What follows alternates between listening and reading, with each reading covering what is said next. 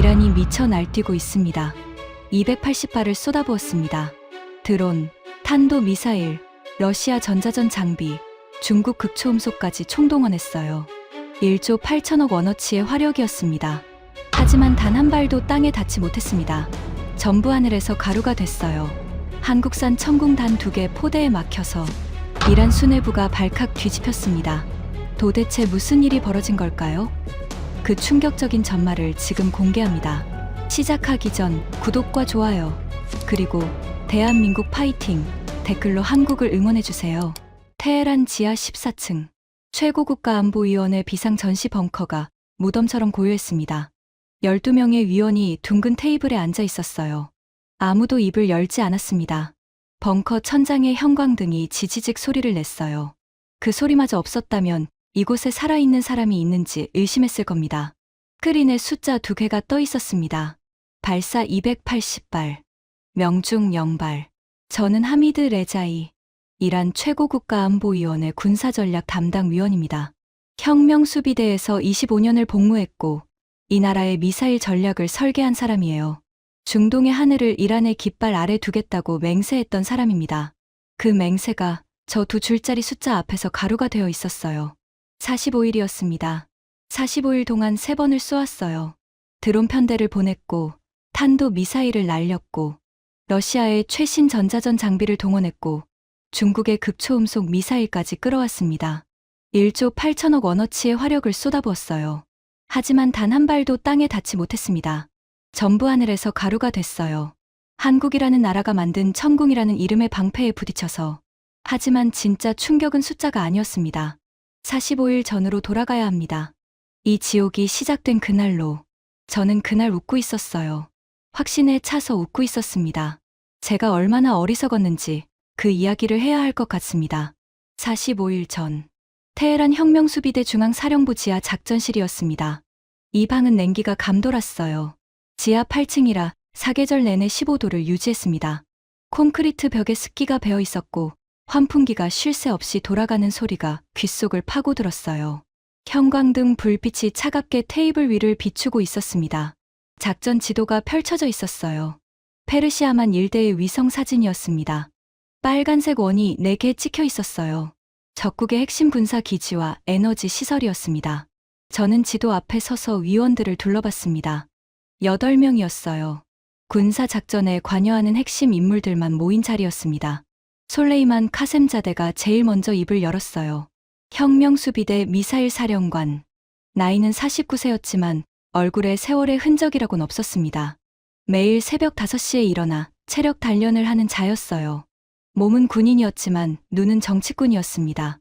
언제나 최고 지도자에게 잘 보이려고 혈안이 된 자. 실적을 위해서라면 부하의 목숨 따위는 장기판의 졸만큼도 여기지 않는 자였어요. 카셈자데가 작전 지도를 손가락으로 톡톡 두드렸습니다. 입꼬리가 올라가 있었어요. 적의 방공망 현황을 보고받았습니다. 미국산 패트리어트가 3개 포대, 그리고 카셈자데가 잠시 말을 멈추고 코웃음을 쳤어요. 한국산 천궁이라는 게 2개 포대 배치되어 있다고 합니다. 회의실에 웃음이 번졌어요. 제 옆에 앉아있던 정보참모 나비드가 고개를 저으며 중얼거렸습니다. 한국이요? 미국 뒤에 숨어 사는 나라 아닙니까? 그 나라가 무기를 만들어요? 저도 웃었습니다. 솔직히 말하면요. 한국의 방산 기술을 진지하게 생각해 본 적이 없었어요. 이란의 군사 정보 데이터베이스에 한국 무기 항목이 있긴 했습니다. 하지만 미국의 하청 제품 수준으로 분류되어 있었어요. 독자 기술이라기보다 미국이 설계도를 넘겨주고 조립만 시킨 물건이라는 게 우리의 판단이었습니다. 카셈자데가 화면을 넘겼어요. 천궁의 재원이 떴습니다. 사거리 40km, 요격 고도 20km, 동시 추적 표적수, 그건 기밀이라 정확히 모릅니다만. 카셈자데가 리모컨을 테이블 위에 탁 내려놓았어요. 여유로운 동작이었습니다. 패트리어트의 여러 판입니다. 미국이 수출용으로 성능을 깎아서 파는 급의 물건이에요. 이걸 사간 나라는 돈이 남아돌거나 미국한테 거절 못하는 약소국이거나 둘 중 하나죠. 회의실 전체가 동의하는 분위기였어요. 나비드가 태블릿을 들어보였습니다. 한국 방산 수출 현황 자료였어요. 한국이 최근 중동에 무기를 팔기 시작한 건 사실입니다. 하지만 실전 검증이 전무합니다. 사격장에서 표적판 맞추는 것과 실제 전장에서 우리 미사일을 막는 건 전혀 다른 이야기예요. 저는 고개를 끄덕였습니다. 맞는 말이었어요. 적어도 그때는 그렇게 생각했습니다. 카셈자데가 자리에서 일어났어요. 양손을 테이블에 짚고 앞으로 몸을 기울였습니다. 목소리가 낮아졌어요. 형제들, 지난 3년간 우리가 준비한 것을 실행할 때가 왔습니다. 1차 공격은 자폭 드론 편대로 갑니다. 47대, 세 갈래로 나눠서 동시에 들어갑니다. 화면에 공격 경로가 떠올랐어요. 3개의 화살표가 페르시아만을 가로질러 적국 영토로 파고드는 궤적이었습니다. 패트리어트는 분명히 뚫립니다. 사우디에서 이미 증명됐어요. 후티 반군의 깡통 드론이 사우디의 패트리어트 3개 포대를 뚫고 석유 시설을 때렸습니다. 세계 최강이라는 미국 무기가 1천만 원짜리 드론한테 뚫린 겁니다. 카셈자데의 눈이 반짝였어요. 이자는 그 사건을 자기 커리어의 황금 근거로 삼고 있었습니다. 한국산 깡통은 말할 것도 없죠. 미국 정품도 못 막는데 한국 짝퉁이 맞겠습니까? 회의실에서 다시 웃음이 터졌어요. 하지만 한 사람이 웃지 않았습니다. 제 맞은편에 앉아있던 기술정보국장 페르하드였어요. 이 남자는 10년간 적국의 무기 체계를 분석해 온 사람이었습니다. 안경 너머로 화면을 뚫어지게 보고 있었어요. 사령관님, 한 가지 보고 드릴 게 있습니다. 카셈자데가 고개를 돌렸어요. 눈썹이 올라갔습니다. 누가 자기 분위기를 깨는 걸 가장 싫어하는 자였거든요. 한국산 천궁이 최근 개량됐다는 첩보가 있습니다. 다기능 레이더의 표적 추적 알고리즘이 완전히 새로 짜여졌다는 겁니다. 반응 속도가 기존의 3배 이상이라는 보고도 있고요. 카셈자데의 표정이 굳어졌어요. 3초쯤 침묵이 흘렀습니다. 그리고 입을 열었어요. 목소리가 차가워져 있었습니다. 페르하드, 자네 지금 회의실 분위기를 읽고 있나? 최고 지도자께서 직접 승인하신 작전이야. 한국산 깡통 때문에 작전을 재검토하자. 그걸 내가 위에 보고하란 말인가? 페르하드의 입이 닫혔어요. 안경을 고쳤으며 고개를 숙였습니다. 더 말할 수 없었을 겁니다. 이 회의실에서 카셈자데의 기분을 거스르는 건 커리어 자살이었으니까요. 저는 페르하드의 표정을 봤어요. 불안이 아니었습니다. 확신이었어요. 자기가 맞다는 확신. 하지만 그 확신을 입 밖으로 꺼낼 수 없는 남자의 표정이었습니다. 그때 저는 그 표정을 무시했어요. 카셈자데의 자신감이 더 설득력 있게 느껴졌으니까요. 사우디 석유 시설 피격 사건은 실제로 있었던 일이었고 패트리어트의 한계는 전 세계가 목격한 팩트였습니다. 한국산 무기가 그보다 나을 이유가 없었어요. 적어도 그때 제 판단은 그랬습니다. 카셈자데가 마지막으로 회의실을 둘러봤어요. 발사 시각은 72시간 뒤 새벽 3시. 페르시아만 바닷바람이 가장 거센 시간대입니다. 모래 회오리가 적 레이더의 시야를 흐리는 타이밍이에요.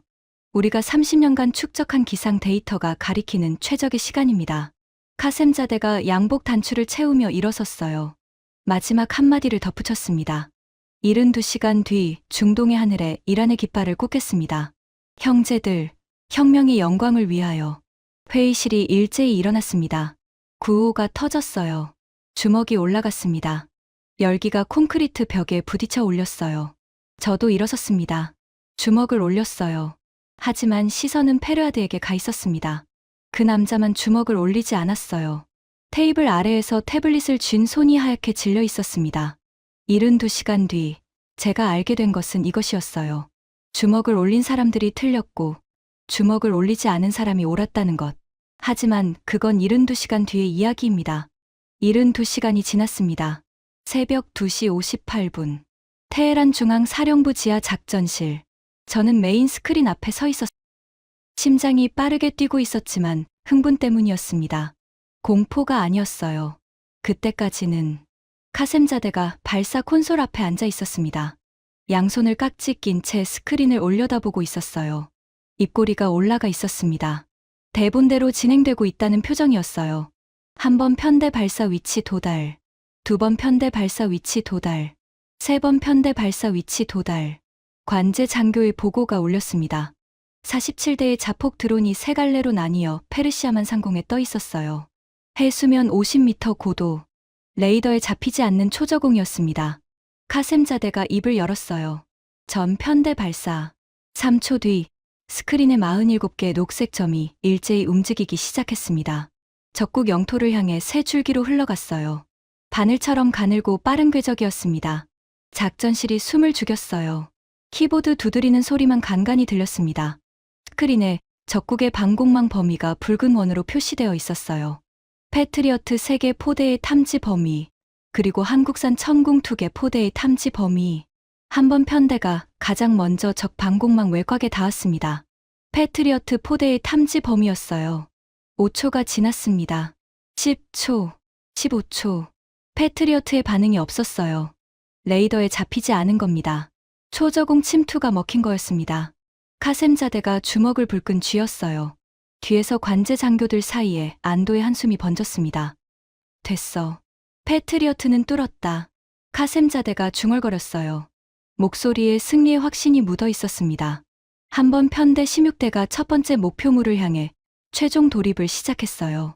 스크린에서 녹색 점들이 일직선으로 수렴하고 있었습니다. 그때였어요. 스크린 왼쪽 하단에 경고등이 떴습니다. 빨간색이었어요. 깜빡이는 게 아니라 켜지자마자 고정됐습니다. 뭔가가 한 번 편대를 향해 날아오고 있었어요. 적 요격 미사일 발사 감지. 발사 원점 천궁 포대. 관제 장교의 목소리가 한 톤 올라갔습니다. 패트리어트가 아니었어요. 한국산이었습니다.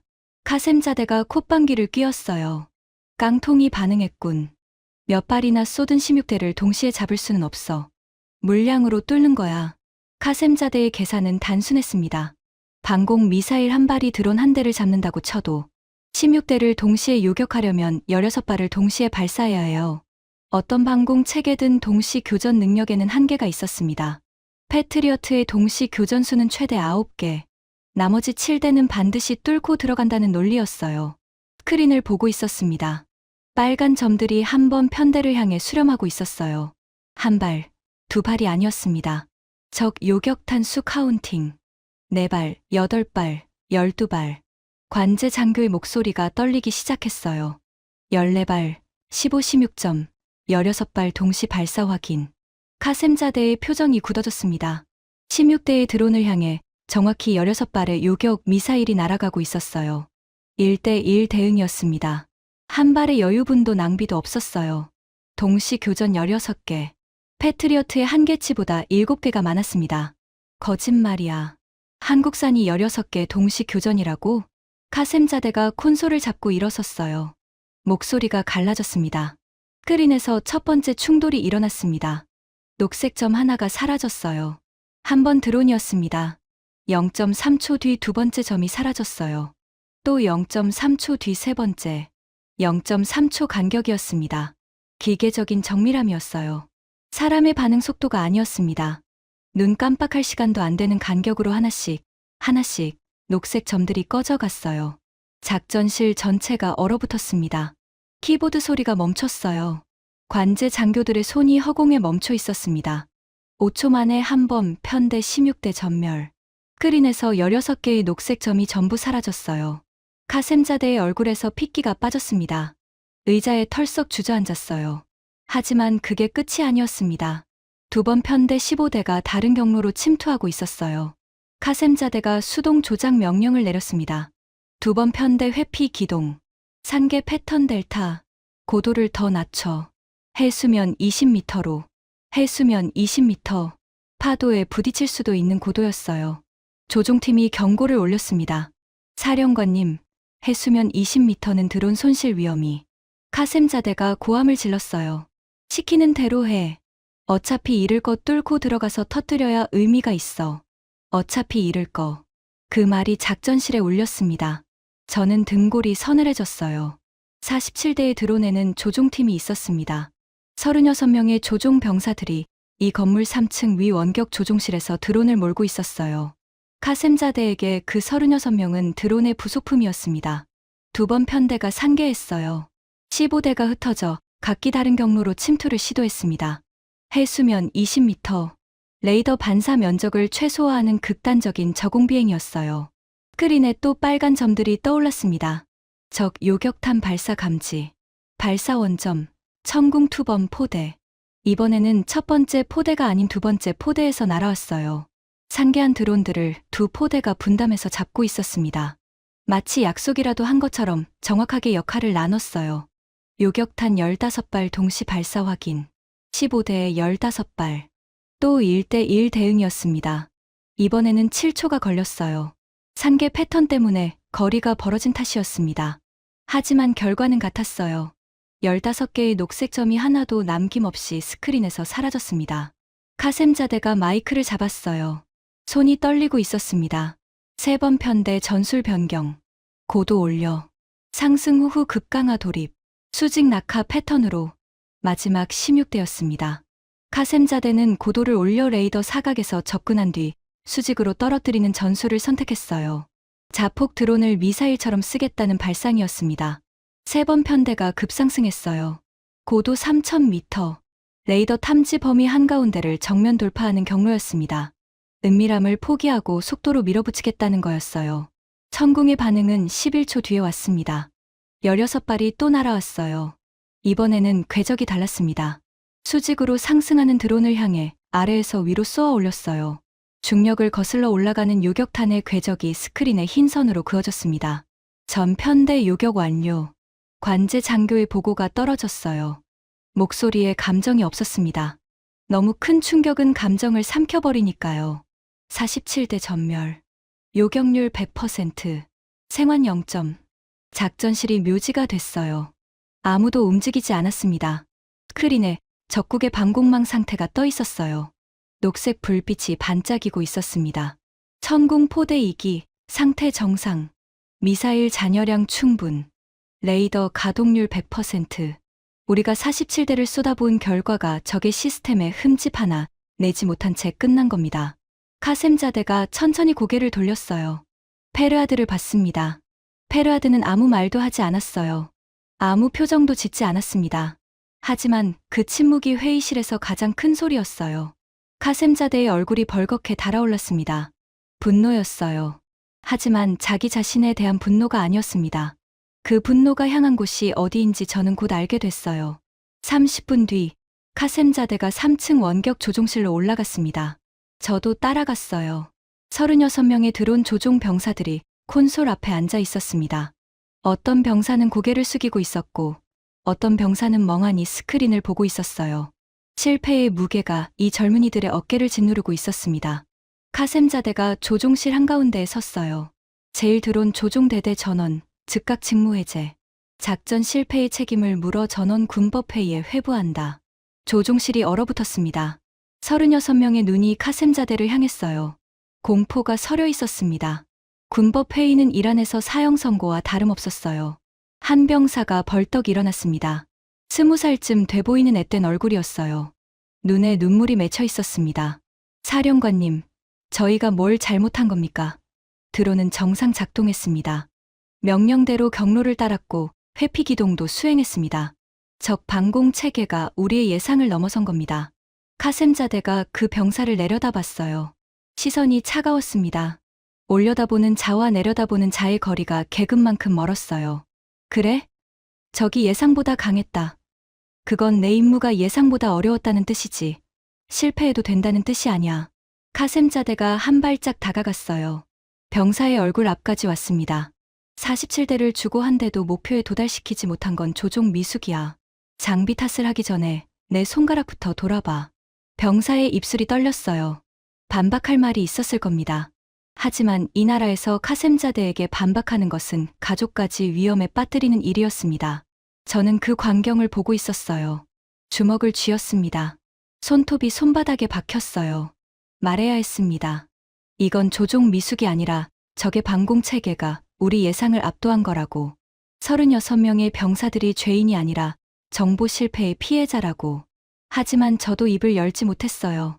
카셈자대의 뒤에는 최고 지도자가 있었고 최고 지도자의 뒤에는 이 나라의 체제가 있었습니다. 한 사람을 거스르는 것이 아니라 시스템 전체와 싸우는 것이었어요. 카셈자대가 뒤를 돌아보지 않고 조종실을 나갔습니다. 문이 닫혔어요. 병사들의 울음소리가 복도까지 새어나왔습니다. 저는 복도에 서 있었어요. 형광등이 지지직 소리를 내고 있었습니다. 그 소리가 이상하게 크게 들렸어요. 47대 전멸. 한국산 천궁 2개 포대의 흠집도 내지 못하고, 하지만 카셈자대는 포기하지 않았습니다. 아니, 포기할 수 없었어요. 최고 지도자에게 실패를 보고하면 자기 목이 날아가니까요. 이자에게 작전의 성공은 국가의 안보가 아니라 자기 커리어의 문제였습니다. 카셈자대가 저를 불렀어요. 레자이 위원, 러시아에 연락해. 알마즈한테의 중동 담당 총괄. 이름이 빅토르 어쩌고 하는 자. 우리한테 전자전 장비를 팔겠다고 접촉해온 놈이 있을 거야. 러시아였습니다. 카셈자대의 계산은 이런 거였어요. 한국 천궁의 레이더가 예상보다 강하다면 레이더를 눈멀게 만들면 된다. 전자전으로 교란하면 아무리 뛰어난 레이더도 무용지물이 된다. 논리적으로는 틀리지 않았어요. 전자전은 현대 전쟁의 핵심이었고 러시아는 그 분야에서 미국과 나란히 서는 나라였으니까요. 하지만 저는 페르하드의 표정이 자꾸 떠올랐습니다. 72시간 전 주먹을 올리지 않았던 그 남자의 표정. 카셈자대가 비웃었던 한국산 깡통이 방금 우리의 47대를 단 한 대의 누락도 없이 전멸시켰어요. 0.3초 간격으로 기계처럼 정확하게. 깡통이 아니었습니다. 그건 분명했어요. 하지만 그게 정확히 무엇인지는 아직 몰랐습니다. 알게 되기까지 얼마 남지 않았어요. 그리고 알게 됐을 때 저는 처음으로 이 전쟁이 두려워졌습니다. 1차 공격이 전멸한 지 사흘 뒤였습니다. 카셈자대는 최고 지도자에게 보고서를 올렸어요. 저는 그 보고서를 봤습니다. 눈을 의심했어요. 1차 정찰 공격 완료. 적 방공망 패턴 수집 성공. 2차 봄 공격을 위한 전술 데이터 확보. 정찰 공격이라고 했습니다.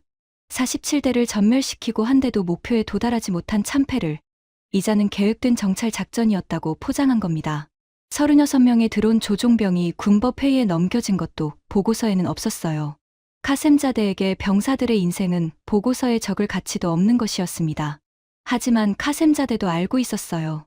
같은 방식으로는 안 된다는 걸. 드론을 더 많이 보내봤자 천궁의 동시 교전 능력 앞에서는 숫자가 의미 없었습니다. 레이더를 먹통으로 만들어야 했어요. 눈을 멀게 하면 아무리 빠른 총잡이도 쏠 수 없으니까요. 러시아였습니다. 카셈자대가 선택한 카드. 일주일 뒤 테헤란 메흐라바드 군용 비행장에 러시아 수송기가 내려왔어요. 화물칸 문이 열리기도 전에 먼저 내린 사람이 있었습니다. 빅토르 쿠즈네초프. 러시아 국영 방산기업 알마즈한테의 중동 총괄. 52세. 키가 190cm 가까이 됐어요. 넓은 어깨에 회색 양복. 가죽 서류 가방을 한 손에 들고 있었습니다. 비행기에서 내리는 동작이 느긋했어요. 급할 게 없는 사람의 걸음이었습니다. 저는 공항에서 그를 맞았어요. 악수를 하는데 손아귀 힘이 장난이 아니었습니다. 뼈가 삐걱거리는 것 같았어요. 러시아 남자 특유의 과시적인 악력이었습니다. 빅토르가 입을 열었어요. 페르시아어가 아니라 영어였습니다. 통역관이 옆에서 바로 옮겼어요. 한국산 장난감 때문에 고생이 많으시다면서요? 걱정 마십시오. 우리 크라수아 S사 체계면 한국산 레이더는 30초면 눈이 멀어요. 크라수아 S사. 러시아의 최신형 전자전 시스템이었습니다. 나토가 가장 경계하는 전자전 장비 중 하나로 S400 방공 체계와 연동해서 적 레이더를 교란하고 통신을 마비시키는 장비였어요. 빅토르가 서류 가방에서 태블릿을 꺼냈습니다. 시연 영상을 보여줬어요. 러시아 군이 시리아에서 크라수아를 사용하는 장면이었습니다. 적 드론의 통신이 끊기고 레이더 화면이 노이즈로 가득 차며 방공 체계가 먹통이 되는 과정이 담겨 있었어요. 카셈자대의 눈이 빛났습니다. 사냥감을 발견한 매의 눈이었어요. 가격은? 빅토르가 웃었어요. 이가 하얗게 드러났습니다. 장사꾼의 미소였어요. 2,800억 원. 장비 2세트, 기술 지원단 8명, 현지 운용 교육 포함입니다. 2,800억. 이란의 연간 국방 예산 중 상당한 비중이었어요. 페르하드가 제 옆에서 숨을 삼켰습니다. 하지만 카셈자대는 눈 하나 깜빡이지 않았어요. 계약하지. 5분이었습니다. 2,800억 원짜리 결정이 5분 만에 내려졌어요. 기술 검증도 실전 시험도 없었습니다. 빅토르의 태블릿 영상 하나와 러시아라는 이름이 전부였어요. 빅토르가 계약서를 꺼냈습니다. 200페이지짜리 러시아어 계약서였어요. 카셈자대가 마지막 페이지를 펼치고 서명했습니다. 중간 내용은 한 줄도 읽지 않았어요. 저는 그 계약서가 궁금했습니다. 페르아드에게 부탁해서 번역본을 받았어요. 제56조 면책 조항을 읽는 순간 등에 식은땀이 흘렀습니다. 비정규 전자전 환경, 미등록 주파수 체계, 또는 계약 당시 사전 통보되지 않은 적 장비의 신규 업그레이드로 인한 성능, 미달 시 판매자는 일체의 결과에 대해 책임을 지지 않는다. 어디서 본 것 같은 문장이었어요. 미국 방산 기업들이 중동 국가에 무기를 팔 때 쓰는 전형적인 면책 조항이었습니다. 러시아가 그걸 그대로 베껴 쓰고 있었어요. 장사꾼의 국적은 달라도 장사 수법은 똑같았습니다. 3주가 지났어요. 크라수아 체계가 이란 남부 해안기지에 설치됐습니다. 러시아 기술단 8명이 상주하며 시스템을 세팅했어요. 빅토르도 현장에 있었습니다. 양복 대신 러시아군 야전복을 입고 있었어요. 하지만 군화는 새 것이었고 야전복에 주름 하나 없었습니다. 전쟁터에 온 게 아니라 비즈니스 출장을 온 사람의 차림이었어요. 빅토르가 이란 장교들 앞에서 시연을 했습니다. 자, 보십시오. 크라수아가 가동되면 반경 300km 내의 모든 레이더에 전자 노이즈를 쏟아부어요. 한국산 천궁의 다기능 레이더도 예외가 아닙니다. 30초 안에 화면이 눈보라로 뒤덮일 겁니다. 빅토르가 스크린을 가리켰어요. 시뮬레이션이 돌아가고 있었습니다. 천궁 레이더의 주파수 대역을 입력하자 크라수아의 교란 파형이 덮어씌워지며 화면이 하얗게 변하는 과정이 보였어요. 카셈자데가 손바닥을 비볐습니다. 흥분을 감추지 못하고 있었어요. 하지만 페르아드가 손을 들었습니다. 한 가지 질문이 있습니다. 한국 천궁의 레이더가 최근 주파수 도약 방식을 채택했다는 정보가 있어요. 0.1초 단위로 주파수를 바꾸는 기술인데 크라수아가 이걸 추적할 수 있습니까? 빅토르의 미소가 0.5초쯤 멈칫했어요. 눈이 미세하게 움직였습니다. 답을 모르는 사람의 반응이었어요. 하지만 즉시 미소를 복원했습니다. 러시아의 전자전 기술은 세계 최고입니다. 주파수 도약 정도는 우리 알고리즘이 자동으로 추적해요. 걱정하실 필요 없습니다. 구체적인 대답이 아니었어요. 러시아의 전자전 기술은 세계 최고라는 말은 대답이 아니라 광고였습니다. 페르아드의 질문에 대한 기술적 근거는 한마디도 없었어요. 저는 빅토르의 눈을 봤습니다. 그 눈에서 본 것은 자신감이 아니었어요. 계산이었습니다. 2,800억을 이미 받은 사람의 계산. 성공하면 추가 계약, 실패하면 면책 조항. 어느 쪽이든 빅토르는 돈을 잃지 않았습니다. 리처드, 빅토르. 양복의 색만 다를 뿐 같은 종류의 인간이었어요. 나중에 알게 된 사실이지만 이건 이란만의 경험이 아니었습니다. 2차 공격이 준비됐습니다. 이번에는 드론이 아니었어요. 카셈자데가 본격적인 화력을 꺼냈습니다. 단거리 탄도 미사일 12발, 동시에 자폭 드론 38대를 미끼로 보내는 복합 공격이었어요. 드론으로 천궁의 주위를 분산시키고 그 틈에 탄도탄을 꽂아넣겠다는 작전이었습니다. 여기에 크라수아가 더해졌어요. 탄도탄 발사 30초 전에 크라수아를 기동시켜 천궁 레이더를 교란하는 게 핵심이었습니다. 새벽 2시, 이란 남부 해안기지. 저는 작전 통제실에 있었어요. 카셈자데가 중앙 콘솔에 앉아 있었습니다. 빅토르는 별도의 전자전 콘솔 앞에 앉아 있었어요. 러시아 기술단 3명이 그 옆에서 크라수아 시스템을 모니터링하고 있었습니다. 크라수아 기동 시작. 빅토르가 명령을 내렸어요. 러시아어였습니다. 기술자가 스위치를 올렸어요. 저주파 우웅 소리가 통제실 바닥을 타고 퍼졌습니다. 크라수아의 전자전 안테나가 페르시아만 넘어 적국을 향해 전파를 쏟아내기 시작했어요. 교란 파형 방사 시작. 목표 주파수 대역 잠금 완료. 30초 후적 레이더 무력화 예상. 빅토르가 시계를 봤습니다. 여유로운 표정이었어요. 10초, 20초, 30초. 빅토르의 표정이 변하지 않았어요. 40초. 여전히 크라수아의 콘솔에는 교란 진행 중이라는 표시가 떠 있었습니다. 적 레이더 상태 확인. 빅토르가 기술자에게 물었어요. 기술자가 스크린을 봤습니다. 얼굴이 하얘졌어요. 적 레이더 정상 가동 중. 교란 효과 없음. 빅토르가 의자에서 벌떡 일어났습니다. 뭐라고? 크라수아 출력을 최대로 올려. 기술자가 출력을 끌어올렸어요. 전자전 안테나에서 나오는 우웅 소리가 커졌습니다. 벽이 미세하게 진동했어요. 1분이 지났습니다. 2분. 적 레이더 여전히 정상입니다. 주파수 도약을 감지하고 있으나 추적 불가. 0.1초 간격으로 주파수가 변경되고 있습니다. 페르하드가 경고했던 그것이었어요. 한국 천궁의 레이더는 0.1초마다 주파수를 바꾸고 있었습니다. 크라수아가 한 주파수를 잡으면 이미 다음 주파수로 넘어가 있었어요. 교란 파형이 빈 주파수를 때리고 있었던 겁니다. 허공에 주먹을 휘두르는 격이었어요. 하지만 카셈자대는 기다리지 않았습니다. 전 미사일 발사, 드론 편대 동시 투입, 크라수아의 교란이 실패한 상태에서 공격 명령을 내린 거였어요. 저는 카셈자대를 봤습니다. 이자의 눈에 합리적인 판단은 없었어요. 있는 것은 조급한 뿐이었습니다. 최고 지도자에게 보고할 성과가 필요한 자의 광기. 탄도 미사일 12발이 발사됐어요. 동시에 드론 38대가 이륙했습니다. 페르시아만 상공에 50발의 화력이 쏟아져 나갔어요. 스크린에서 궤적들이 펼쳐졌습니다. 드론은 저고도로, 탄도탄은 포물선을 그리며 고고도로, 두 층위에서 동시에 적을 압박하는 구조였어요. 천궁의 반응이 왔습니다. 화면 하단에 요격탄 궤적이 떠올랐어요. 하지만 이번에는 달랐습니다. 두 가지 종류의 요격탄이 동시에 날아가고 있었어요. 저고도 드론을 향한 근접 요격탄과 고고도 탄도탄을 향한 장거리 요격탄이 따로 발사되고 있었습니다. 동시 교전이었어요. 드론과 탄도탄을, 저고도와 고고도를 동시에 별개의 트랙으로 잡고 있었습니다.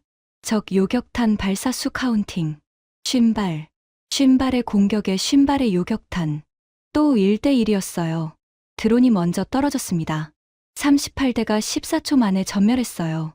1차 공격 때보다 시간이 더 걸린 건 수량이 많았기 때문이지 정확도가 떨어진 게 아니었어요.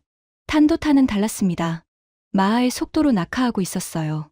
중력 가속까지 더해진 극고속 표적이었습니다. 이걸 아래에서 쏘아 올려 공중에서 맞추는 건 총알로 총알을 맞추는 것과 같았어요. 통제실 전체가 스크린에 못 박혀 있었습니다. 숨소리도 들리지 않았어요. 첫 번째 탄도탄 요격. 고도 18km에서 충돌했어요. 섬광이 스크린에 흰 점으로 찍혔습니다. 두 번째, 세 번째, 0.3초 간격이었어요. 1차 공격 때와 정확히 같은 간격, 0.3초. 이 숫자가 저를 짓눌렀습니다. 기계의 리듬이었어요. 인간의 반응 속도는 아무리 빨라도 0.2초, 그 0.2초 안에 표적을 포착하고, 궤적을 계산하고, 요격탄을 유도하는 것은 사람이 할 수 있는 일이 아니었습니다. 한국의 천궁은 그 모든 것을 0.3초 안에 해내고 있었어요. 12발 전부 요격, 100%, 드론 38대 전멸, 탄도탄 12발 전멸, 총 50발 중 명중 0점. 통제실에 적막이 내려앉았어요. 카셈자대가 콘솔을 두 손으로 움켜잡고 있었습니다. 손등에 핏줄이 솟아 있었어요. 빅토르를 봤습니다. 이 남자의 반응이 궁금했어요. 2,800억을 받고 30초면 된다던 그 남자. 빅토르는 이미 서류 가방을 챙기고 있었어요. 태블릿을 집어넣고 지퍼를 잠그는 동작이 빨랐습니다. 익숙한 동작이었어요. 이런 상황을 처음 겪는 게 아니라는 뜻이었습니다. 카셈자대가 빅토르의 앞을 막아섰어요. 어디를 가는 거요? 빅토르가 서류 가방을 가슴에 안으며 말했습니다. 사령관님, 오늘 발생한 상황은 계약서 제56조에 명시된 면책 사유에 해당합니다. 적 장비의 주파수 도약 기술은 계약 당시 사전 통보되지 않은 신규 업그레이드에 해당해요. 따라서 성능 미달에 대한 책임은. 카셈자대가 빅토르의 멱살을 잡았어요. 양복 깃이 찢어지는 소리가 났습니다. 2,800억을 처먹고 30초면 된다고 했지. 3분이 넘도록 한국산 레이더에 흠집도 못 냈어. 이게 러시아 기술이야? 빅토르가 카셈자대의 손을 뿌리쳤습니다. 양복을 털어내며 한 발짝 물러섰어요. 얼굴에 당황은 있었지만 공포는 없었습니다. 이 남자에게 계약서의 면책 조항은 방탄복이었어요. 사령관님, 감정적으로 나오시면 안 됩니다. 계약은 계약이에요. 법적 절차를 밟으시려면 모스크바 본사 법무팀에 연락하시면 됩니다. 서류 가방에서 명함을 한 장 꺼내 콘솔 위에 놓았어요. 러시아어와 영어가 적혀 있었습니다. 알마즈안테이 법무부 연락처. 빅토르가 등을 돌렸어요. 러시아 기술단 3명도 따라 나갔습니다. 장비는 챙기지 않았어요. 크라수아 콘솔은 켜진 채로 방치됐습니다. 2,800억 원어치의 쇠덩이가 이란 땅에 버려진 겁니다. 6시간 뒤 빅토르와 기술단은 메흐라바드 공항에서 러시아행 전용기에 올라탔어요. 새벽에 도착해서 새벽에 떠났습니다. 이란의 하늘에 해가 뜨기도 전에 사라졌어요. 2,800억이 증발했습니다. 남은 건 먹통이 된 전자전 장비 2세트와 200페이지짜리 러시아어 면책 계약서뿐이었어요. 러시아가 떠난 뒤 카셈자대의 보고서에는 이렇게 적혀 있었어요. 러시아 전자전 체계 현지 부적합 판정, 대한 무기 체계 도입 추진 중. 또 거짓말이었습니다. 현지 부적합이 아니라 한국산 천궁 앞에서 완패한 거였어요. 하지만 카셈자대는 절대로 한국이라는 단어를 보고서에 쓰지 않았습니다. 한국산 무기에 졌다는 사실 자체가 이 남자의 자존심이 허락하지 않았어요. 일주일 뒤 새로운 인물이 테헤란에 도착했습니다. 천웨이, 중국 국영방산기업 기술고문, 47세. 빅토르와는 완전히 다른 스타일이었어요. 말수가 적었고 양복 대신 검은색 점퍼를 입고 있었습니다. 노트북을 항상 들고 다녔어요. 눈이 작고 날카로웠습니다. 계산기처럼 차가운 인상이었어요. 천웨이가 가져온 것은 극초음속 미사일이었습니다. 동펑 계열의 수출형 모델. 마하 7점, 초속 2.4km. 서울에서 부산까지 2분이 채 안 걸리는 속도였어요. 카셈자대의 회의실에서 프레젠테이션이 진행됐습니다. 천웨이가 노트북을 열어 시뮬레이션을 보여줬어요. 마하 7의 극초음속 미사일은 현존하는 어떤 방공 체계로도 요격이 불가능합니다. 미국의 사드도 이 속도는 잡지 못해요. 한국산 천궁은 말할 것도 없습니다. 천웨이가 스크린에 수치를 띄웠어요. 천궁의 요격 반응 시간과 극초음속 미사일의 비행 시간을 비교한 그래프였습니다. 천궁의 레이더가 표적을 포착하고 요격탄을 발사하기까지 약 3초가 소요됩니다. 마하 7 미사일은 그 3초 동안 7km를 이동해요. 천궁의 요격탄이 발사됐을 때 이미 미사일은 요격 가능 범위를 벗어나 있습니다. 물리적으로 잡을 수 없는 거예요. 논리적이었어요. 차갑고 정확한 논리. 빅토르의 허풍과는 달랐습니다. 천웨이의 말에는 숫자가 있었고 그 숫자는 물리 법칙에 근거하고 있었어요. 하지만 저는 한 가지가 걸렸습니다. 천궁의 요격 반응 시간이 3초라는 근거는 어디서 나온 겁니까? 천웨이가 저를 봤어요. 0.5초쯤 눈이 마주쳤습니다. 그리고 노트북 화면을 가리켰어요. 공개된 재원 기준입니다. 공개된 재원. 한국이 수출 카탈로그에 적어놓은 숫자라는 뜻이었어요. 실전 성능이 아니라 카탈로그 스펙을 근거로 시뮬레이션을 돌린 겁니다.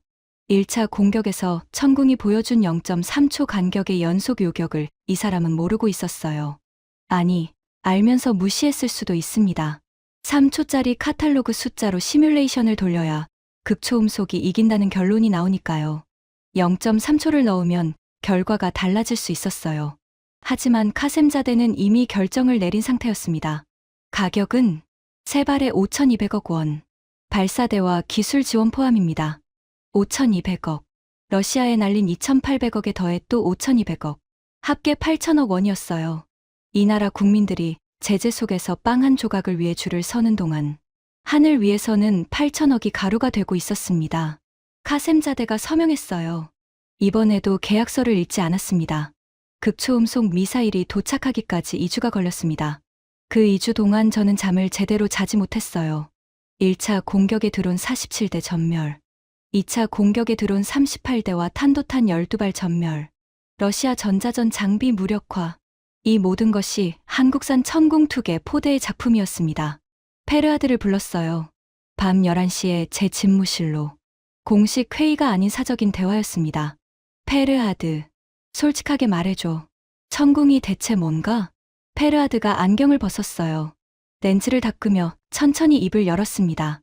위원님, 제가 10년간 적국 무기 체계를 분석하면서 이런 경우는 처음입니다. 카탈로그 성능보다 실전 성능이 월등히 높은 무기는 세계에서 두 종류밖에 없어요. 하나는 이스라엘의 아이언돔, 다른 하나가 한국의 천궁입니다. 페르하드가 태블릿에서 데이터를 꺼냈어요. 1차 공격 분석 결과입니다. 천궁의 동시 교전수는 카탈로그에 공개되지 않았어요. 하지만 우리 데이터로 역산하면 최소 16개 이상. 요격 반응 속도는 카탈로그 기준 3초대지만 실전에서는 0.3초 이내로 작동하고 있습니다. 0.3초. 그 숫자를 다시 들었어요. 카탈로그의 10배 빠른 속도. 왜 카탈로그와 실전이 이렇게 차이 나는 거지? 한국 방산의 특성입니다. 수출 카탈로그에는 성능을 일부러 낮춰서 적어요. 적국이 대비책을 마련하지 못하도록. 실전 성능은 카탈로그보다 항상 높습니다. 그게 우리가 당한 이유예요. 우리는 카탈로그를 보고 작전을 짰고 현장에서는 카탈로그에 없는 성능이 나온 겁니다. 소름이 돋았어요. 팔뚝에 달살이 섰습니다. 일부러 약하게 보이는 무기. 적이 얕보고 덤비면 실제 성능으로 박살내는 구조. 이건 무기 설계가 아니라 전략이었어요. 극초음속이면 뚫을 수 있다고 생각하나? 페르아드가 고개를 저었어요. 확신할 수 없습니다. 천회의의 시뮬레이션은 카탈로그 기준 3초로 돌린 거예요. 실전 0.3초를 넣으면 결과가 달라질 수 있어요.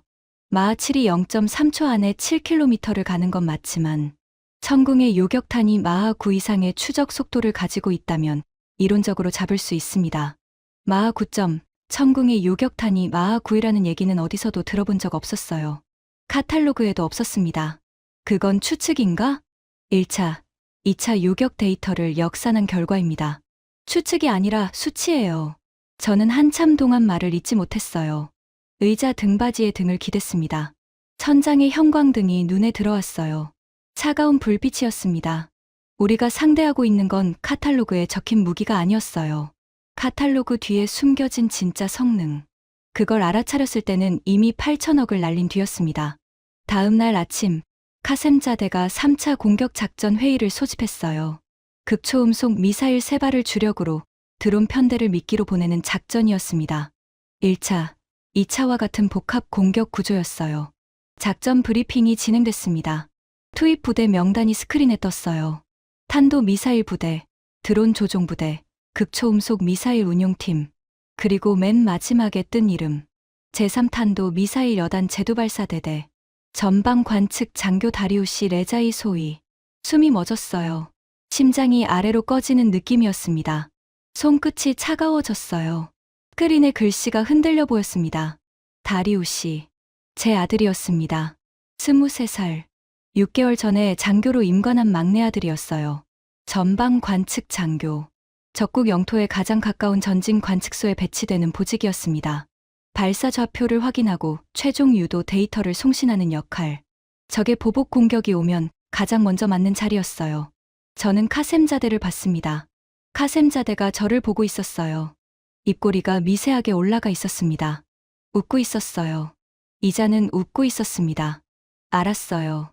직감적으로 알았습니다. 우연이 아니었어요. 다리우시는 원래 후방 통신 부대에 배치되어 있었습니다. 위험이 거의 없는 안전한 보직이었어요. 제가 아들의 안전을 위해 인사참모에게 부탁했던 자리였습니다. 카셈자대가 보직을 바꾼 겁니다.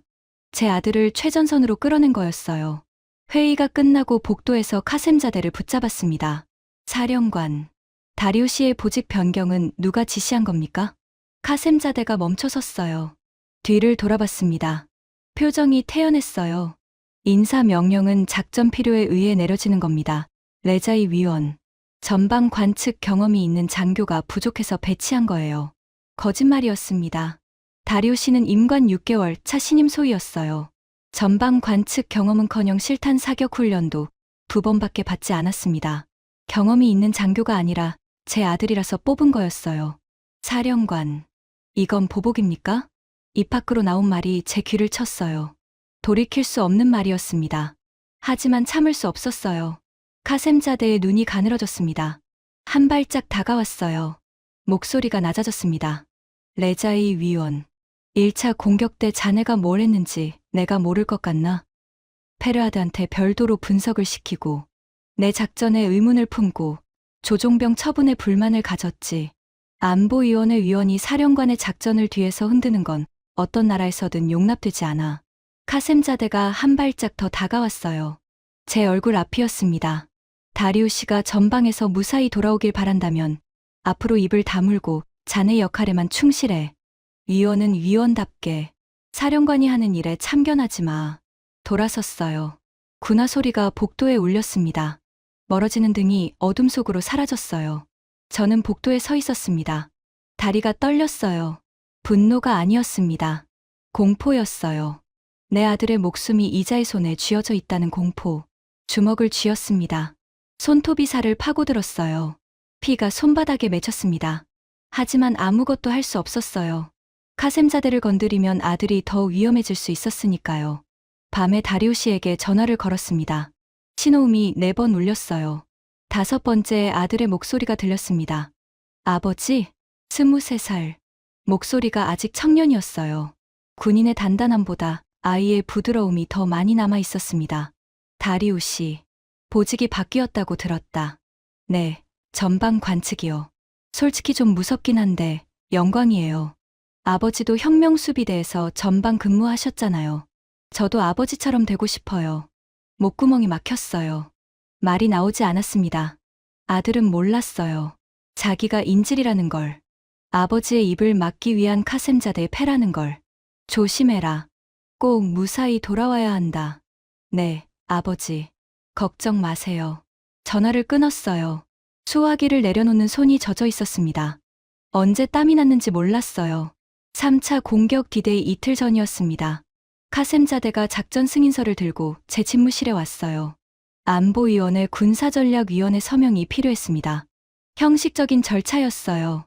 지금까지 모든 작전 승인서에 서명을 해왔으니까요. 탁자 위에 서류가 놓였습니다. 얇은 종이 한 장이었어요. 하지만 그 종이의 무게가 산만큼 느껴졌습니다.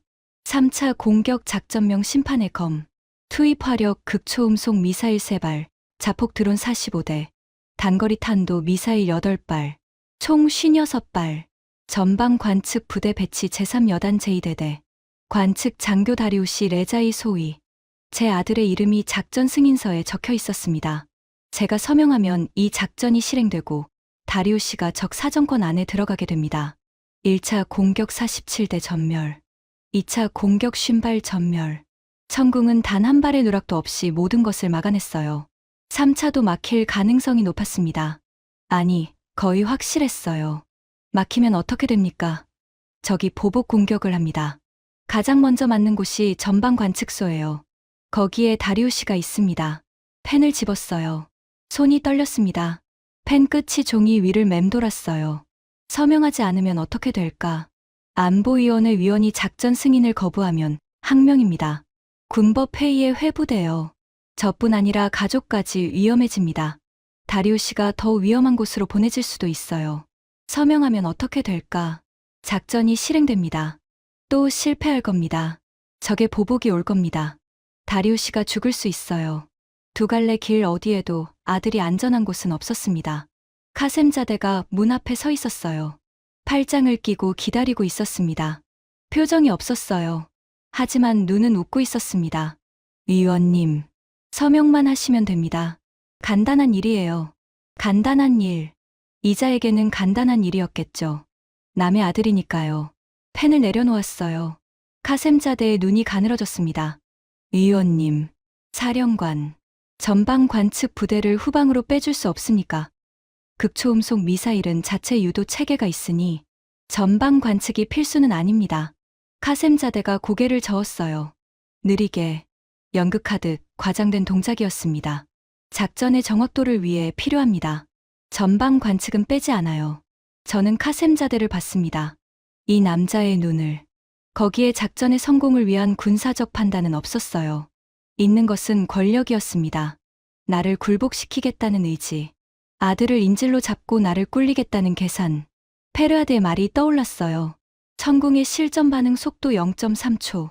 카탈로그 성능의 10배. 극초음속 마하 7이라도 천궁의 실전 성능이 카탈로그를 초월한다면 막힐 수 있다는 것. 막히면 다리우시가 죽습니다. 하지만 서명하지 않으면 다리우시가 더 위험해집니다. 어느 쪽이든 아들이 위험했어요. 차이가 있다면 서명하면 작전이 끝난 뒤 아들을 되찾을 가능성이 남고 서명하지 않으면 카셈자대가 아들을 영원히 놓아주지 않을 거라는 것. 펜을 다시 집었어요. 손이 떨리는 걸 멈출 수 없었습니다. 종이 위에 잉크 방울이 떨어졌어요. 떨리는 손에서 흘러내린 잉크가 작전명 위에 번졌습니다. 서명했습니다. 하미드 레자이. 글씨가 떨리고 있었어요. 평생 군인으로 살면서 수백 장의 서류에 서명했지만 이렇게 떨린 적은 한 번도 없었습니다. 카셈자대가 서류를 집어들었어요. 잉크가 마르기도 전에 서류를 접어 안주머니에 넣었습니다. 돌아서며 말했어요. 현명한 결정입니다. 위원님. 문이 닫혔어요. 저는 의자에 무너져 앉았습니다. 두 손으로 얼굴을 감쌌어요. 손바닥이 젖었습니다. 언제부터 울고 있었는지 몰랐어요. 방금 제 손으로 아들을 죽음의 문 앞에 세운 겁니다. 한국이라는 나라가 만든 벽 앞에, 우리의 모든 무기가 가루가 된 그 벽 앞에. 하지만 아직 끝나지 않았어요. 3차 공격까지 이틀이 남았습니다. 이틀 안에 할 수 있는 일이 있을지 그때 저는 아직 몰랐습니다. 3차 공격 당일 새벽 1시 이란 남부해안기지 지하 통제실. 저는 스크린 앞에 서 있었어요. 이번에는 흥분도 기대도 없었습니다. 있는 것은 공포뿐이었어요. 다리우시가 지금 이 순간 적국 국경에서 30km 떨어진 전방 관측소에 앉아 있었으니까요. 천웨이가 별도의 콘솔에 앉아 있었어요. 노트북을 열어놓고 극초음속 미사일의 비행 데이터를 모니터링할 준비를 하고 있었습니다. 얼굴에 감정이 없었어요. 5,200억을 받은 사람의 얼굴이었습니다. 성공하든 실패하든 자기 일은 끝난 사람의 표정. 카셈자데가 중앙 콘솔에 앉았어요. 이자의 얼굴에는 이상한 광채가 떠 있었습니다. 흥분이었어요. 광기에 가까운 흥분. 세 번째 도박을 앞둔 도박꾼의 눈이었습니다. 1차에 470억, 2차에 2,800억, 3차에 5,200억. 판돈이 올라갈수록 이자의 눈은 더 밝아졌어요. 전 병력 발사 준비 완료. 극초음속 미사일 3발 발사 대기. 관제 장교의 보고가 울렸습니다. 카셈자데가 마이크를 잡았어요. 드론 편대 먼저 투입. 15초 후 탄도탄 발사. 30초 후 극초음속 발사. 시차를 두고 전화력을 집중시킨다. 복합 공격의 최종 버전이었어요. 드론으로 천궁의 주의를 끌고 탄도탄으로 방공 미사일 재고를 소모시키고 그 빈틈에 마하 7 극초음속을 꽂아넣는 3단계 구조. 전 편대 발사. 드론 45대가 먼저 날았어요. 15초 뒤 탄도 미사일 8발이 쏟았습니다. 그리고 30초 뒤 통제실 바닥이 흔들렸어요. 극초음속 미사일의 부스터가 점화된 진동이었습니다. 귀가 먹먹해졌어요. 콘크리트 벽이 미세하게 진동했습니다. 세 발이 동시에 날아갔어요. 마하 7점, 초속 2.4km. 스크린에 세 줄기의 궤적이 그어졌습니다. 드론과 탄도탄 사이를 뚫고 화살처럼 직진하는 궤적. 천웨이가 노트북을 들여다봤어요. 비행 데이터가 실시간으로 올라오고 있었습니다. 속도 마하 7.2, 정상 비행. 고도 35km. 성층권을 찢으며 날아가고 있었어요. 마하 7.2, 예정 궤도 정상. 목표까지 68초. 천웨이의 목소리가 차분했어요. 자기가 판 무기가 날아가는 걸 지켜보는 장사꾼의 목소리였습니다. 통제실 전체가 스크린에 고정되어 있었어요. 68초. 1분 8초 뒤면 결과가 나옵니다. 드론이 먼저 적 방공망에 닿았어요. 천궁의 반응이 왔습니다. 이제는 놀랍지도 않았어요. 45발의 요격탄이 쏟아져 나왔습니다. 1대1 대응. 0.3초 간격. 기계적인 도살이었어요. 18초 만에 45대 전멸. 탄도탄이 낙하하기 시작했어요. 마하 3의 속도로 떨어지고 있었습니다. 천궁의 두 번째 대응이 왔어요.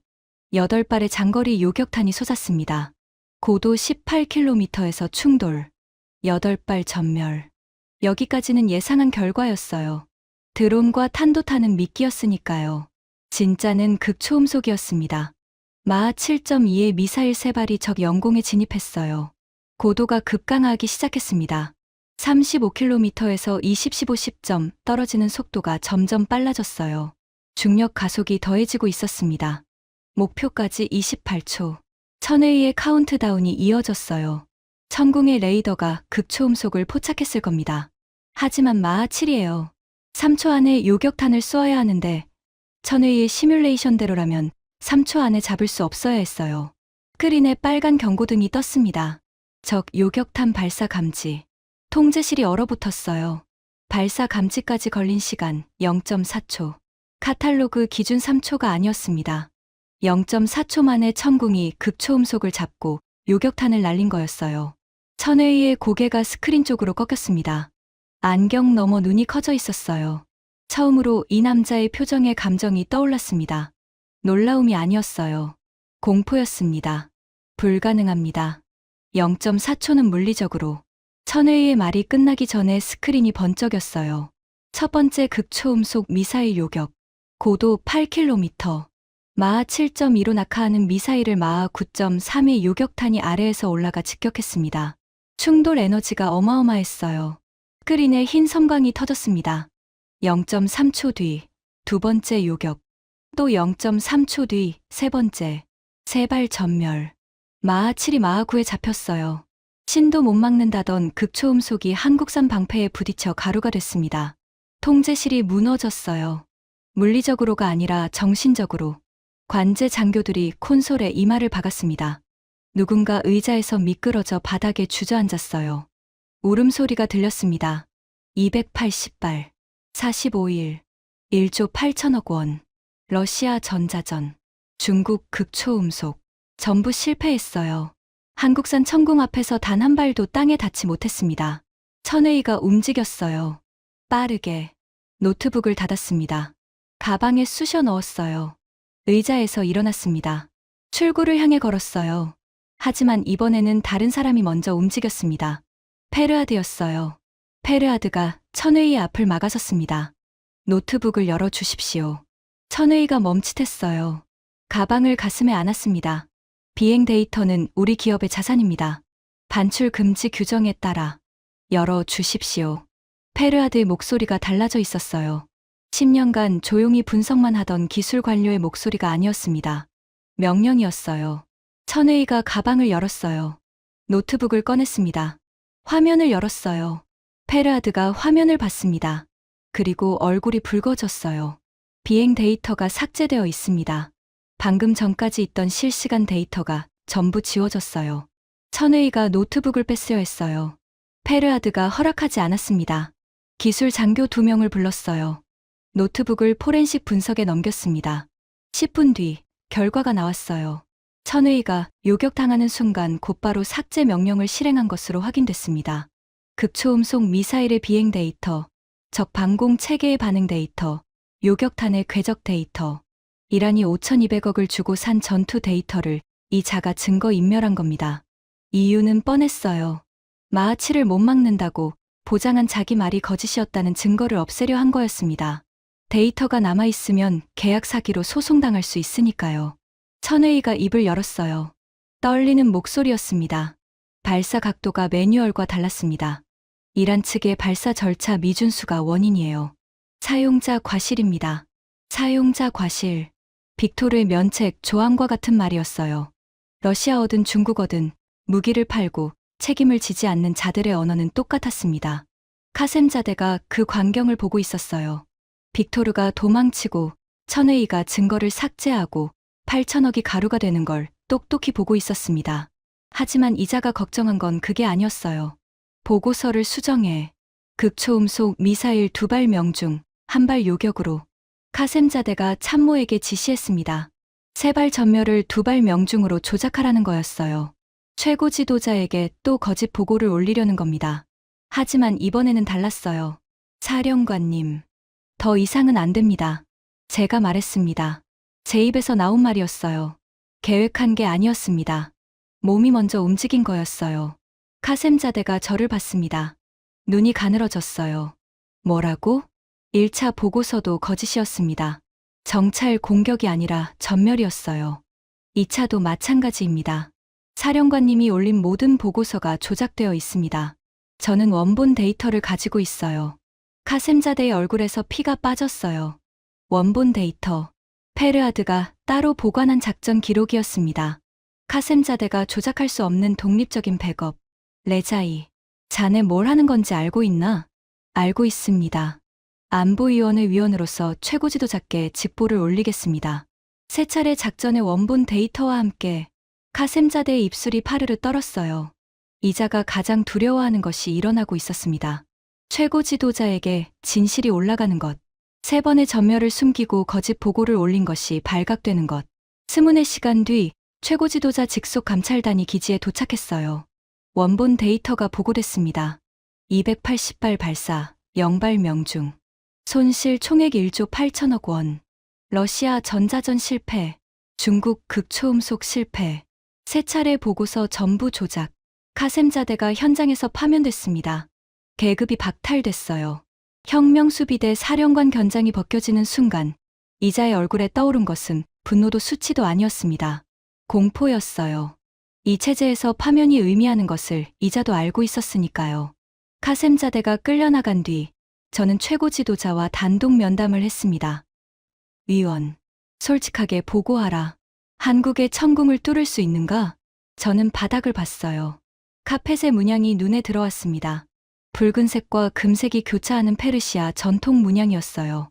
이 나라의 자존심이 새겨진 카펫 위에 서서 이 나라의 한계를 말해야 했습니다. 뚫을 수 없습니다. 침묵이 흘렀어요. 5초쯤. 그 5초가 5시간처럼 길었습니다. 이유를 말하라. 한국의 천궁은 카탈로그에 적힌 무기가 아닙니다. 실전 성능이 공개 재원을 압도합니다. 우리가 러시아 전자전을 동원해도 중국 극초음속을 동원해도 이 방공 체계의 핵심 기술을 넘어서지 못했어요. 더 중요한 건 한국의 생산 속도입니다. 저는 태블릿을 꺼내 화면을 보여줬어요. 우리가 45일간 공격하는 동안 한국은 천궁 추가 포대를 72시간 만에 현지에 배치했습니다. 우리가 공격할수록 방패가 늘어나는 구조예요. 미국이 패트리어트를 납품하는데 최소 14개월이 걸립니다. 한국은 72시간이에요. 우리가 미사일을 만드는 속도보다 한국이 방패를 만드는 속도가 빠릅니다. 최고 지도자의 표정이 변하지 않았어요. 하지만 손가락이 의자 팔걸이를 두드리는 리듬이 빨라졌습니다. 미사일 공격 작전의 영구 중지를 건의합니다. 더 이상의 공격은 자원 낭비입니다. 한국이 만든 건 무기가 아닙니다. 벽입니다. 쏘면 쏠수록 우리만 부서지는 벽. 길게 말하지 않았어요. 더 말할 필요도 없었습니다. 숫자가 전부를 말해주고 있었으니까요. 최고 지도자가 고개를 끄덕였습니다. 한 번. 느리게. 그것이 답이었어요. 기지를 나왔습니다. 밖은 새벽이었어요. 사막의 공기가 차가웠습니다. 하늘에 별이 떠 있었어요. 같은 하늘이었습니다. 45일 전 카셈자대가 이란의 깃발을 꽂겠다던 그 하늘. 280발의 미사일과 드론이 날아갔다 가루가 되어 흩어진 그 하늘. 그 하늘 너머 한국이라는 나라가 있었어요. 제가 깡통 장난감이라 비웃었던 무기를 만든 나라. 0.3초의 벽을 세운 나라. 72시간 만에 방패를 배달하는 나라. 전화기를 꺼냈습니다. 다리오 씨의 번호를 눌렀어요. 신호음이 2번 울렸습니다. 아버지? 아들의 목소리가 들렸어요. 살아있었습니다. 작전 중지 명령이 보복 공격보다 먼저 도달한 거였어요. 다리오 씨는 전방 관측소에서 무사히 철수했습니다. 다리오 씨. 말이 나오지 않았어요. 목구멍이 막혀 있었습니다. 25년간 군인으로 살면서 눈물을 보인 적이 없었어요. 전쟁터에서도, 동료의 장례식에서도. 하지만 아들의 목소리를 듣는 순간 막을 수 없었습니다. 아버지, 왜 그래요? 괜찮으세요? 괜찮다. 이제 괜찮다. 별이 흐려 보였어요. 눈에 물이 차 있었으니까요. 사막의 바람이 차가웠습니다. 하지만 수화기 너머 아들의 숨소리가 따뜻했어요. 280발을 쏘고 알게 된 것이 있습니다. 한국이라는 나라가 무서운 건 무기의 성능 때문이 아니었어요. 마하 9의 요격탄이나 0.3초의 반응 속도가 아니었습니다. 진짜 무서운 건 속도였어요. 무기를 만드는 속도, 배치하는 속도, 진화시키는 속도. 우리가 한 발 쏘는 동안 한국은 벽을 한 겹 더 세웠습니다. 우리가 러시아를 부르는 동안 한국은 다음 버전을 만들고 있었어요. 우리가 중국에 매달리는 동안 한국은 이미 그 위에 있었습니다. 미국도, 러시아도, 중국도 그 속도를 따라가지 못하고 있었어요. 미국은 14개월 걸리는 일을 한국은 72시간에 해냈습니다. 이건 기술력의 차이가 아니라 차원의 차이였어요. 카셈자대는 한국을 깡통이라 불렀습니다. 빅토르는 장난감이라 했어요. 천회인은 카탈로그 숫자를 믿었습니다. 세 사람 모두 틀렸어요. 틀린 대가로 카셈자대는 계급을 잃었고, 빅토르는 2,800억을 챙겨 도망쳤고, 천회인은 증거를 삭제하다 걸렸습니다. 하지만 가장 크게 틀린 사람은 저였어요. 저는 45일 전 그 회의실에서 웃었습니다. 한국산 천궁을 비웃었어요. 페르하드의 경고를 무시했습니다. 카셈자대의 오만에 동조했어요. 그 대가로 저는 제 아들을 죽음의 문 앞에 세워야 했습니다. 제 손으로 서명한 종이 한 장이 아들을 최전선에 보냈어요. 다리오 씨가 살아 돌아온 건 제 덕이 아닙니다. 한국의 천궁이 우리 미사일을 전부 막아줬기 때문이에요. 모순이었습니다. 적국의 무기가 제 아들을 살린 거였어요. 우리가 부수려 했던 방패가 우리 아이들을 지킨 겁니다. 그 방패가 뚫렸다면 보복 공격이 왔을 거예요. 다리우시가 있는 관측소에 280발을 쏘고 한 발도 못 맞춘 게 다행이었습니다. 한국이 만든 벽이 너무 높았던 것이 결과적으로 이 전쟁에서 양쪽 모두의 아들을 살린 거였어요. 사막의 새벽이 밝아오고 있었습니다. 동쪽 하늘이 붉어지고 있었어요. 그 하늘 아래 어딘가에 한국이라는 나라가 있었습니다. 제가 평생 깡통이라 불렀던, 하지만 이제는 벽이라 부를 수밖에 없는 나라가, 오늘은 한국산 천궁 앞에서 280발을 쏟아붓고도 단 한 발도 성공하지 못한 이란의 충격적인 이야기였습니다. 대한민국이 만든 방패가 얼마나 단단한지 전 세계가 지켜보고 있습니다. 이 이야기가 자랑스러우셨다면 주변에 널리 공유해주세요. 구독과 좋아요, 알림 설정도 부탁드립니다. 지금까지 터칭 스토리였습니다. 감사합니다.